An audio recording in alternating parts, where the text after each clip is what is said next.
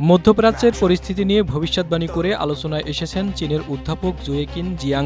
২ বছর আগে নিজের একটি ইউটিউব চ্যানেলে প্রকাশিত ভিডিওতে তিনি ৩টি ভবিষ্যৎবাণী করেন, যার মধ্যে ২টি মিলে যাওয়ায় সোশ্যাল মিডিয়া ব্যবহারকারীরা তাকে চীনা জ্যোতিষী বলে ডাকতে শুরু করেছে। এই অধ্যাপক বলেছিলেন ডোনাল্ড ট্রাম্প আবারও ক্ষমতায় ফিরবেন এবং তিনি ইরানের সঙ্গে যুদ্ধে জড়াবেন। আর এগুলো হুবহু মিলে যাওয়ার পর তার তৃতীয় ভবিষ্যৎবাণী নিয়ে ব্যাপক শোরগোল শুরু হয়েছে। তিনি বলেছেন, চলমান যুদ্ধে ইরানের কাছে যুক্তরাষ্ট্র ও ইসরায়েল হেরে যাবে। এনডিটিভির প্রতিবেদনে বলা হয়েছে, চীনা বংশোদ্ভূত এই কানাডীয় শিক্ষাবিদ ২০২৪ সালে একটি অনলাইন লেকচারের সময় এসব ভবিষ্যৎবাণী করেছিলেন। স্ট্রবেরি সুপার ডটেড ও ক্লাসিক ভ্যারিয়েন্টে সেন্সেশন জাগুক শিহরণ, যার ভিডিও নতুন করে সামাজিক যোগাযোগ মাধ্যমে ব্যাপকভাবে ছড়িয়ে পড়েছে।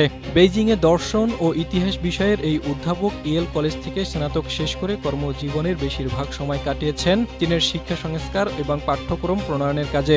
এর বাইরে জিয়াংয়ের ইউটিউবে প্রেডিক্টিভ হিস্ট্রি নামে একটি চ্যানেল রয়েছে, যেখানে তিনি ইতিহাসের পুনরাবৃত্তি, ভূ রাজনৈতিক পরিস্থিতি এবং গেম থিওরি বিশ্লেষণের মাধ্যমে বৈশ্বিক ঘটনাবলীর আভাস দেওয়ার চেষ্টা করেন।